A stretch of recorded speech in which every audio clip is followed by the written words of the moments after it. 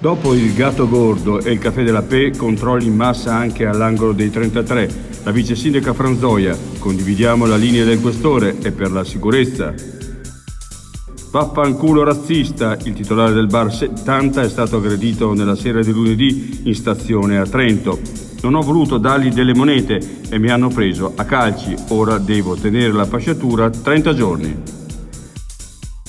Baldastico, manca l'assessora veneta e salta l'incontro con Trentino e i comuni del Pasubio.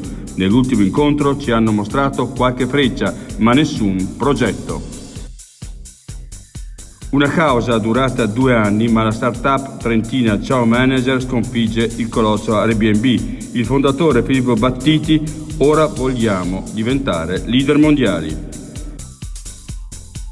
Notre Dame devastata dalle fiamme. Macron, la ricostruiremo tutti insieme. L'arcivescovo Tisi, colpito dalla folla che pregava. Preghiesce, solidarietà e vicinanza ai credenti e ai francesi.